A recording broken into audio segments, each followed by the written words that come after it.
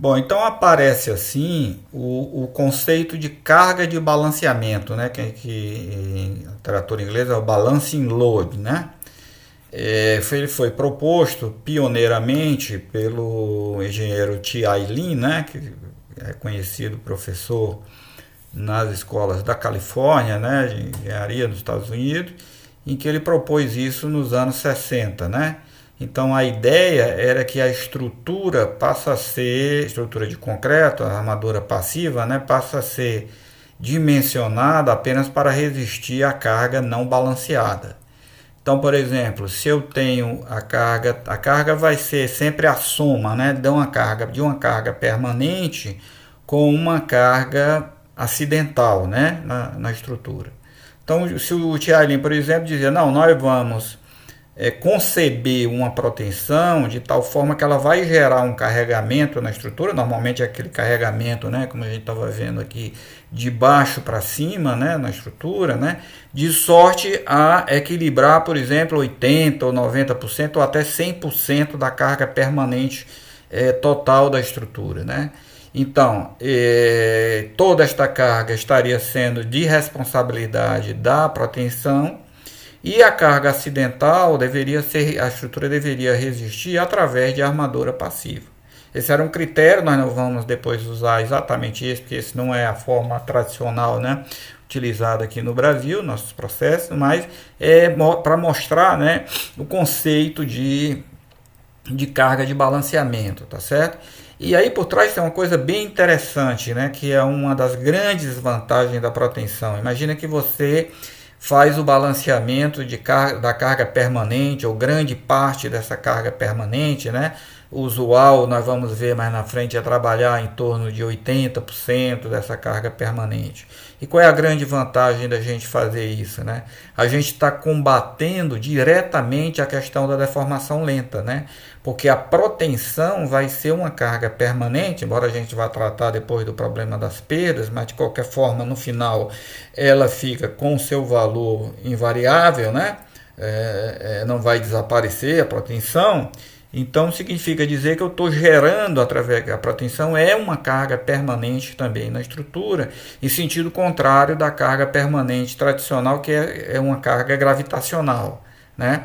Então, e com isso eu consigo quase que eliminar por completo a deformação lenta, né? Porque eu vou ter deformação lenta provocada pelas cargas gravitacionais, portanto com ação de cima para baixo, e uma deformação lenta provocada pela carga permanente, que é contrária a esse sentido gravitacional, que é de baixo para cima. Então com isso eu consigo, né, acabar com um dos grandes problemas, né, do concreto, que seria a questão da deformação lenta. Então essa observação aqui do item 2, né, de enxergar a carga equivalente, né, como uma ferramenta para você balancear parcialmente o carregamento, é um conceito muito poderoso, né, que vai ser utilizado certamente como estratégia, né, como falei, para a gente fazer a concepção, né, da quantidade de cabos, do traçado do cabo de proteção na nossa estrutura. Bom, uma outra coisa importante é o seguinte: ao carregarmos a estrutura com a carga equivalente, a gente obtém diretamente em uma única análise todos os efeitos da proteção, né? Quem seriam esses efeitos? Deslocamentos, os esforços seccionais, independentemente, né, de a estrutura ser isostática ou da estrutura ser hiperestática. Esse conceito vai ficar bem mais importante quando a gente for ver o segundo método, né, de representação ou de avaliação da ação da proteção na estrutura, que é o método dos esforços internos, né, os esforços seccionais, em que normalmente não se consegue obter os deslocamentos de esforço, apenas os esforços seccionais, e ainda restrito, né, ao caso das estruturas isostáticas, tá certo? Então é para mostrar que o método da carga equivalente ele consegue abordar todo tipo de estrutura, né, desde que você gere a ação a partir da força de proteção e do traçado do seu cabo. Uma outra coisa muito importante é o seguinte: como o conjunto cabo concreto, né, encontra-se em equilíbrio estático, né? Não há movimentação na viga, né? Como a gente viu, por exemplo, no caso da pré-tração, né? Ou no caso de uma pós-tensão também numa viga, você tem um equilíbrio estático, né? Havendo ou não vinculação na estrutura, né? Que é exatamente o caso da pré-tração, não há vinculação, a viga está completamente livre na pista de protensão, né? O que a gente verifica? Verifica que as cargas equivalentes devem se constituir obrigatoriamente, né, em um carregamento autoequilibrado, porque senão teria uma resultante e a viga estaria se movimentando, né? O elemento pretendido estaria se movimentando, o que não é verdade. Portanto, o carregamento, quando a gente achar quem são as cargas equivalentes de protensão, uma das formas da gente checar se esse carregamento está ok é verificar essa questão de alto equilíbrio, né? Elas devem somar, por exemplo, se a gente está examinando num plano, deve verificar que resultante de forças na horizontal, na vertical deve ser igual a zero, e resultado de momento em torno de qualquer ponto também igual a zero, né? Então isso seria o equilíbrio, né? Por exemplo, então, nesse caso aqui, supondo que a estrutura é isostática, como ela está representada aqui, né? Se o carregamento é autoequilibrado, nós não vamos ter reação de apoio, né? Então, as forças de proteção não vão gerar reações de apoio na viga. Por quê? Porque a resultante dela é nula, né? E no caso da estrutura isostática, as únicas equações necessárias para a determinação das reações são as equações de equilíbrio. Portanto, se elas já estão automaticamente atendidas, então não temos reação de apoio, né? Reação de apoio igual a zero. Então, quando a gente aplica a proteção numa estrutura isostática, as reações de apoio são nulas justamente por isso, porque o carregamento é autoequilibrado. Então, por exemplo, aqui, o somatório de todas as componentes verticais, né, dessas cargazinhas que estão aqui, vão ser iguais à soma de PY e PY aqui do outro lado, né, que se opõem. As componentes de todas as ações horizontais, né, da carga de desviação e mais as cargas aplicadas nas extremidades, né, porque a carga de proteção, a carga equivalente de proteção é a soma das forças de desviação mais as forças nas ancoragens, né? Então a componente das ancoragens e deve equilibrar as componentes, a componente horizontal, né, da reação na ancoragem, deve equilibrar as componentes horizontais dessas forças de desviação, né? Porque aí eu garanto que eu tenho reação igual a zero. Ok? Bom, o carregamento da proteção, quer dizer, assim sendo, né, que a conclusão que a gente já tinha acabado de formular, né, é que o carregamento da proteção não gerará reações de apoio no caso das estruturas isostáticas. E se a estrutura for hiperestática, né, uma viga contínua, por exemplo, porque aí não basta atender as equações de equilíbrio, né, que tem que atender as condições de compatibilidade. Nesse caso, vão aparecer reações de apoio devido ao carregamento da proteção. Mas ele vai provocar, obviamente, reações autoequilibradas, né, nessas vigas contínuas, ou numa laje, ou numa estrutura hiperestática que você está pretendendo. Então vão aparecer reações, quer dizer, não vão ser reações nulas nos apoios, mas é óbvio que a soma dessas reações, né, não tem oportunidade de ver esse exercício, tem que ser igual a zero.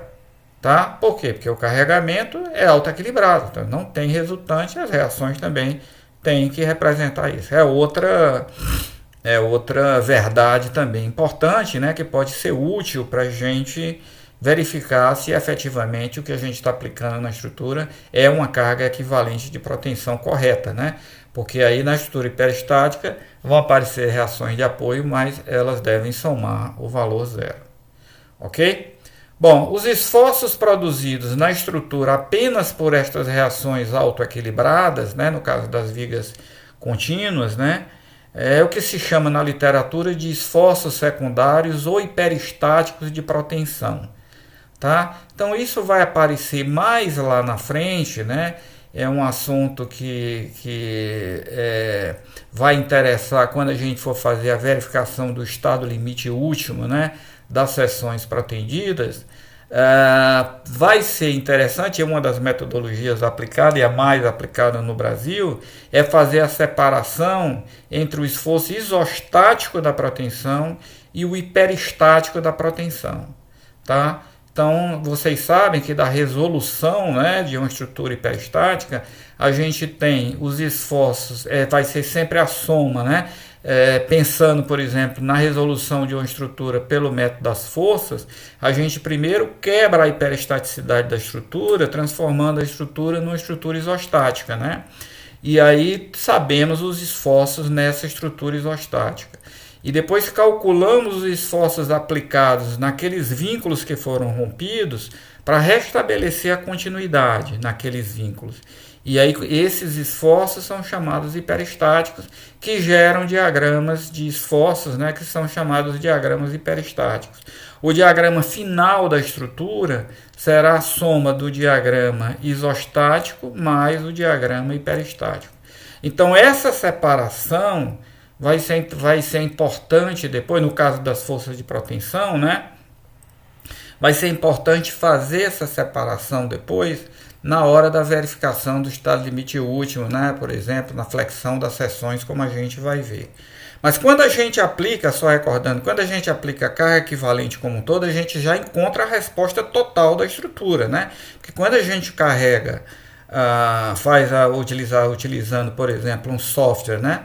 E põe um carregamento na estrutura, o que a gente já encontra já é a resposta final, é a soma do carregamento hiperestático mais o carregamento isostático da estrutura, ok? Apenas isso aqui para relembrar, né, essas partes, porque isso vai ser necessário lá na frente, tá? Mas o importante aqui, o mais importante agora, né, é ter essa informação de que o carregamento de protensão, a carga equivalente, ela é um carregamento autoequilibrado, ok?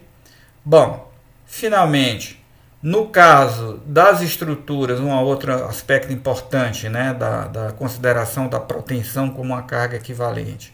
Então, no caso de estruturas de edifício, que apresentam normalmente elevado grau de peristaticidade, né, no caso do edifício, as vigas estão ligadas, inclusive, monoliticamente aos pilares, né, formando pórticos, né, pórticos espaciais, né, ou também na situação em que a gente está pretendendo as lajes cogumelo, né, que são as lajes sem vigas, que estão ligadas também rigidamente aos pilares, portanto, uma estrutura bastante peristática. A representação da protensão via cargas equivalentes é praticamente a única possível, né, e de longe a mais recomendada.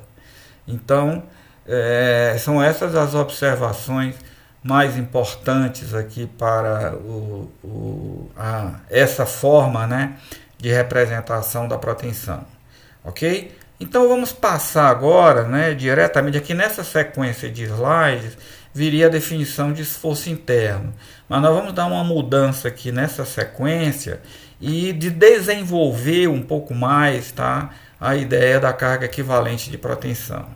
Então nós vamos aqui mais para frente, né, voltar aqui a questão da carga equivalente, né, de uma forma mais desenvolvida.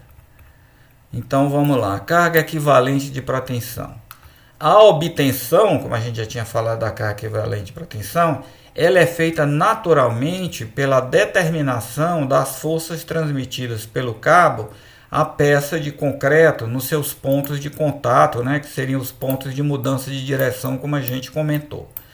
Bom, os pontos de contato cabo-concreto serão as ancoragens, que são as extremidades do cabo, ancoragem ativa ou ancoragem passiva, e os pontos de mudança de direção do cabo, também chamados de desviadores. Então, por exemplo, nessa viga contínua aqui, nós temos um cabo contraçado, né, com uma curva, obedecendo esse perfil aqui. Então, estamos vendo que ao puxar esse cabo, nesse trecho em que o cabo tem uma concavidade voltada para cima, as forças de desviação vão estar voltadas de baixo para cima, né? Aqui o cabo tem um trecho agora, que tem pontos de inflexão aqui, né? Nós vamos ter cabos com três com concavidade voltada para baixo, portanto com forças de desviação agora no sentido de cima para baixo, como está apresentado aqui, e novamente tem um novo ponto de inflexão aqui, o cabo volta a ter uma concavidade voltada para cima nesse trecho, portanto, ao ser tracionado, ele vai empurrar o concreto para cima novamente, como está indicado aqui, além das forças nas ancoragens, né? Então, esse seria o caso, né, de uma situação de um cabo curvo, por exemplo, né, pós-tensão, com a bainha colocada obedecendo a esse perfil aqui. Um outro perfil seria um perfil poligonal, como a gente está vendo aqui, né? Então nós teríamos agora, nesse ponto aí, não teriam mais forças de desviação dessa forma. Nós teríamos forças concentradas, né? Uma força U aqui, concentrada nesse desviador, justamente porque o cabo vem nessa direção e muda para outra direção.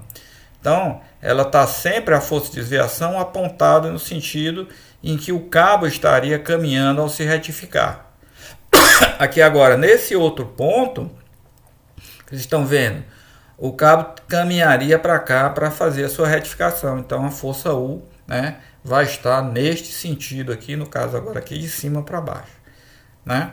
Então, puxado aqui pela força P. Então, aqui é um caso de cabo que tem uma distribuição contínua, né, de desviadores, e agora aqui uma distribuição discreta, né, de desviadores, então um cabo poligonal. Ok? Bom, vamos em frente. Então, a força aplicada na ancoragem, como a gente já tinha dito, né, ela é simplesmente a reação da própria força normal de tração aplicada na extremidade do cabo. Esta força terá, portanto, o mesmo valor e direção da força de proteção, porém com sentido contrário, né? É a questão agora aqui das ancoragens. Fisicamente, ela é transmitida na área reduzida da placa de ancoragem, criando assim uma região de concentração de tensões no concreto que deve ser cuidadosamente projetada, dispondo-se de uma armadura passiva de fretagem, né? Visando o impedimento de fissuras transversais de fendilhamento.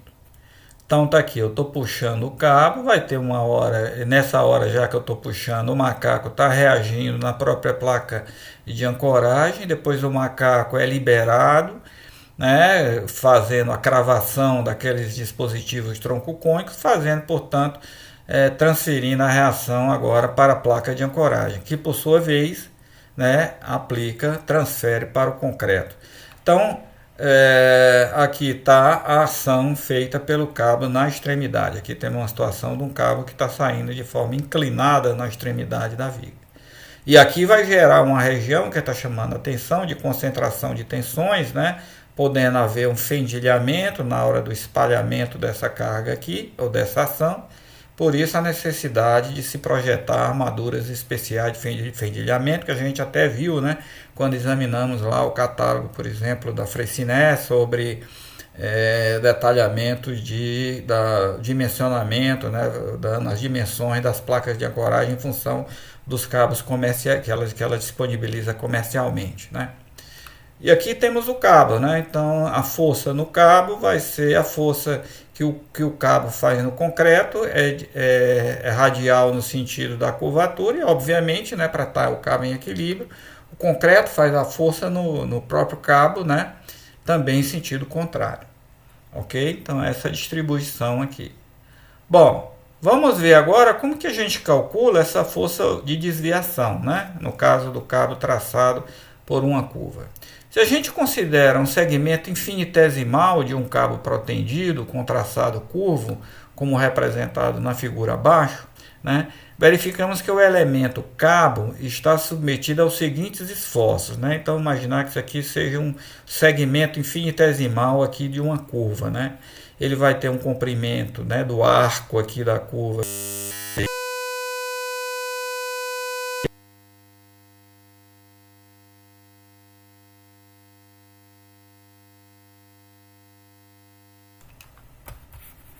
numa extremidade aqui e na outra, né?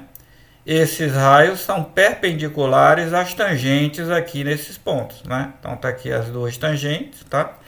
Essas duas tangentes tem uma mudança de direção que é igual a d-alfa, que é exatamente esse valor aqui, né? Entre o ângulo formado entre os dois raios de curvatura, né? Que a gente tem aqui entre esses dois pontos aqui. Aqui também muda o raio de curvatura, aqui tem um raio R, aqui tem um raio R mais dr. Muito bem. Quais são as forças que a gente tem que considerar? Então, primeiro, a força de proteção P, vai considerar igual aqui nas duas extremidades, atua em cada extremidade do elemento e na direção da tangente nesse ponto, né? Então, tem essa direção aqui, essa vai ter essa outra direção aqui. A força de distribuição U, né? E aqui tem um termo alemão, Lehmkraft, que significa a força de desviação, né? A ação do concreto sobre o cabo. É essa forma aqui, que a ação do cabo no concreto vai ser exatamente igual a essa aqui, em sentido contrário, né? Vai ter a mesma direção, mas com o sentido justamente o contrário. Ela é responsável, essa força, U, né? Adota-se exatamente essa letra U por causa dessa palavra alemã, né? Que significa a força de desviação.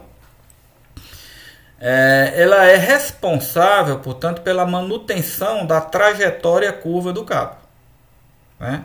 Constituem as chamadas forças de desviação, né? Forças de desviação propriamente dita. Vamos lá. Em um traçado circular, o que é que acontece?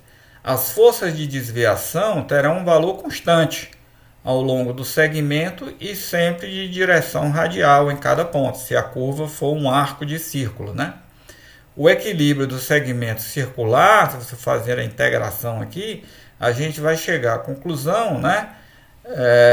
Que essa força P vai ser igual a U vezes o raio de curvatura, que é o raio que define o círculo aqui. Portanto, a força U, que é o que a gente está querendo determinar, a força que mantém o cabo com esse formato circular aqui, ele vai ser P sobre R. Tá? U igual a P sobre R. Né? Se a gente for fazer o equilíbrio, a gente vai chegar a essa conclusão, que o P tem que ser igual ao vezes R, e por consequência o U vai ser P sobre R. Ou seja, a força de desviação ela é igual a P multiplicado pelo inverso do raio, né? Que é a curvatura, né? A curvatura, denominação a curvatura, né? Desse traçado aqui, a curvatura do círculo, né? É 1 sobre R, multiplicado pela força P, dá a força de desviação, que é a força que mantém o cabo com esse formato circular aqui. Ou seja, a força de desviação, ela será diretamente proporcional à força de proteção e inversamente proporcional ao raio, né? Ou podemos dizer também que é diretamente proporcional à força de proteção e à curvatura, que é exatamente o inverso desse raio. Bom, o segmento com curva variável, que é esse que a gente estava estudando aqui, né? A gente sabe da geometria diferencial, né? Que ele pode ser visto como uma sucessão de arcos infinitesimais, de arcos de círculos, né? Infinitesimais. Portanto, em cada ponto nós teremos uma força de desviação, né, que vai ser dada pela mesma expressão aqui do círculo, né? Só que agora o P é a força constante, não muda, mas o raio de curvatura muda, né? Muda com a posição ao longo do segmento, né? Vai mudando com a posição ao longo do segmento. Portanto, eu tenho uma força variável agora ao longo do segmento, ao contrário do círculo, que é a curva que tem um raio constante. Bom, também na geometria diferencial, se a gente conhece a função f de x que define o traçado do cabo, essa expressão do raio de curvatura vai ser dada por que valor, né? Vai ser 1 mais f' de x ao quadrado, elevado a 3 meios, dividido por f duas linhas de x. Então, vocês sabem que é o f' de x, é a primeira derivada da função, né, em relação à variável x. E o f duas linhas é a segunda derivada da mesma função né, em relação a x. Portanto, a função precisa ser pelo menos 2 vezes diferenciável, né, para a gente poder calcular o valor da força U. Então, f de x é a função que define as ordenadas da curva no plano. Né? Da curva, que curva? A curva que define o traçado do cabo. Tá certo? Os traçados de cabos curvos são definidos normalmente por polinômios, portanto, são funções continuamente diferenciáveis. A expressão rigorosa, então, né, das forças de desviação U fica, portanto, estabelecida como sendo U igual a P sobre R de x, que vai ser P vezes a curvatura de x, né? Portanto, vai ser P que multiplica F duas linhas de x dividido por denominador 1 mais F' de x ao quadrado, e tudo isso elevado a 3/2. Então, isso aqui é a curvatura, que é o inverso do raio, né? Como a gente tinha definido aqui. Então, lá nos cursos de geometria diferencial, né, a gente encontra essas correlações aqui de curvatura, né, raio de curvatura e curvatura de uma função, ok? Portanto, se a gente acabamos de então de estabelecer uma relação entre a força de desviação e o traçado do cabo, né, a função que define o traçado do cabo e as suas derivadas, né, que aparece aqui, e a própria força que está tracionando o cabo em questão. Tá certo? Então, essa é a forma, né, a expressão que vai nos permitir chegar à força de desviação. Bom, e no caso dos desviadores discretos, né, que são desviadores no caso de cabos poligonais, né? Então, é simples, né? No caso de desviadores discretos, as forças de desviação elas serão cargas concentradas, obtidas diretamente da análise do equilíbrio de forças, né, no ponto do desviador. A resultante é função apenas da direção de chegada e de saída do cabo no desviador. Então, imaginar essa situação aqui. Vem um cabo aqui, tem um ângulo α1 com horizontal. Aí ele passa pelo desviador e sai com um ângulo α2. Então, a força é a mesma P. Quem vai ser a força no desviador? É o mero equilíbrio aqui, né? Quem é a resultante das forças na horizontal? Vai ser o P que multiplica o cosseno de α2 menos o P que multiplica o cosseno de α1, que é a projeção dessas forças nesse eixo horizontal. Então, P que multiplica cosseno de α1 menos cosseno de α2 vai dar a componente horizontal da força no desviador. Quem é a componente vertical das forças nos desviadores? Vai ser P seno de α2 mais P seno de α1. Tá certo? Se α1 for igual a α2, né, eu não vou ter componente horizontal. Tá certo? Porque o cosseno de α2 vai ser igual ao cosseno de α1. E aí eu vou somar, né? Vai ser seno de alfa, vai ser seno de 2 vezes seno de alfa, né? De alfa que é igual a α1 igual a α2. É o caso particular. Tá certo? Então, nós vimos aqui de uma forma geral, né? Como que a gente acha tanto a carga equivalente de proteção no caso de cabos discretos, de cabos que têm curvas, né? Portanto, seria pontos contínuos, melhor dizendo. Então, seria através da função que define o cabo, né? Da sua primeira e da segunda derivada. E no caso de cabos poligonais, nós teríamos então que achar o equilíbrio, né, das forças de proteção em cada cabo. Ok?